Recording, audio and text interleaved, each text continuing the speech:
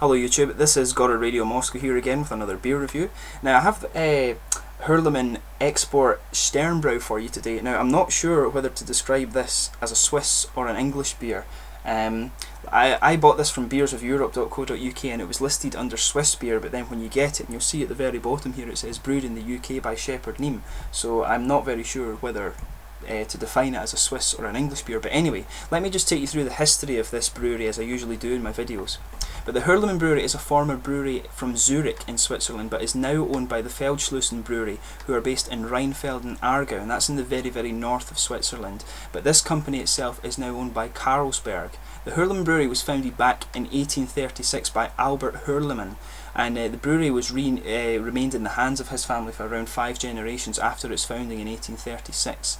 Now Hurlimann was one of the principal brewing companies in Switzerland, and Albert Hürlimann was actually a world leader in the research of yeast cultures and things like that, and the brewery itself had a very a very well-known history of developing yeast cultures and improving it, yeast development basically.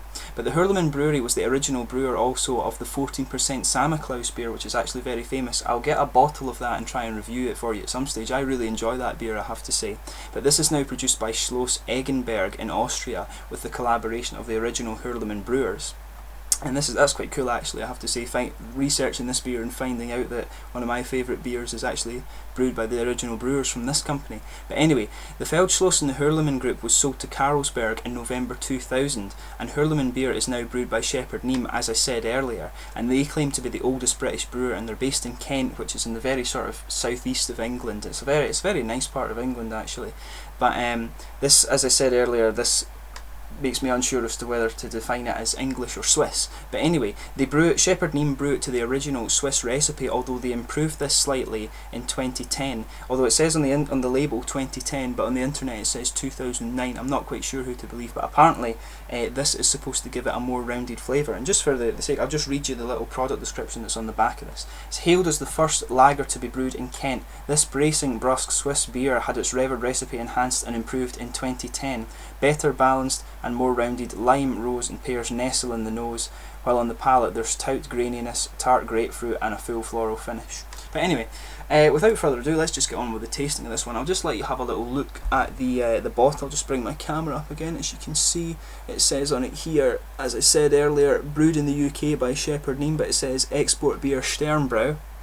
And it talks, like I say, it talks to you on the label about this. For those of you interested in the bottle cap, you can see it just has the Hurlimann stars on the top, and it says brewery from 1836 just on the label here. But anyway, without further ado, I'll get them opened up and we can have a taste of this. I just like to preserve my bottle cap, so just bear with me a second. There we are, sorted. But just the style of this beer is basically just a lager. It's a 4.8% lager. Apparently it uses Challenger hops, and the yeast culture is apparently also imported from Switzerland as well, so it does have that kind of Swiss element to it. I wonder if that particular yeast culture is from the original batch. But this is a half-litre bottle, by the way, so I'll just pour a little bit out of it just now. Now as you can see, it's very kind of clear. There's a good bit of bubbling present in it. The head is more bubbly than foamy, I have to say. That's going to dissipate fairly quickly, I would say. In terms of the aroma, it's a very kind of weak aroma, sort of pale malts, a little citrus, maybe a bit of grapefruit, some kind of biscuity pale malts. Yeah, I'm not really detecting the sort of lime and rose that they're talking about in it. No lime actually, maybe a bit of rose. It does have a little bit of a kind of floral element to it, I have to say. Let's just give it a taste and see.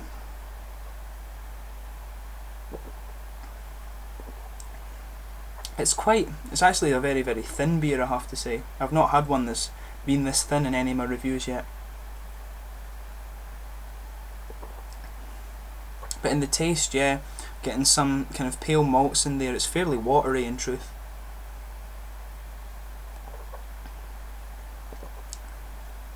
There's a hint of graininess, not really much in the way of the fruitiness that it describes, I have to say. I do get a little bit of sort of grassiness, floralness to it. Not so much, I have to say. To be honest with you, it's a very bland beer, I have to say. yeah, it's not. It really doesn't have very much in the way of flavour. Like I say, some pale malts. There is an element of sort of biscuitiness or breadiness to it as well. A little bit of. There's really not much in the way of the fruit that I could smell, I have to say, and it claims on the bottle that it has that, but it really doesn't. It's a very, very thin beer. It's quite dry as well. I can see this being quite refreshing. It's easy drinking on the tongue. You get the carbonation. It's not too much, as I'd read this beer was quite well carbonated, but it's not too much in the way of carbonation.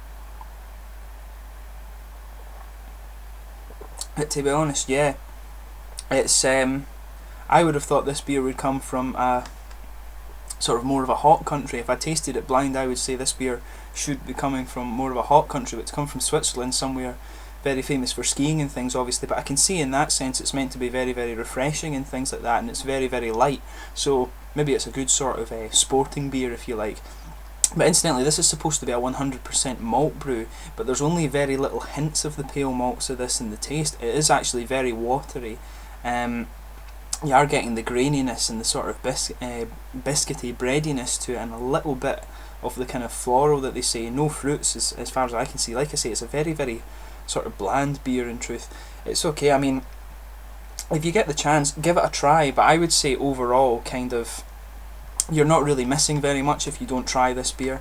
It's okay.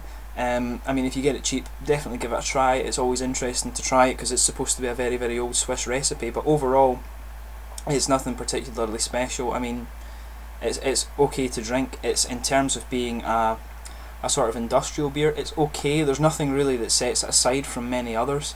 It's very, very light. You know, there's not much more I can really say about this one. But anyway, the Hurlimann, as I say, this is difficult to define whether it's an English or a Swiss beer.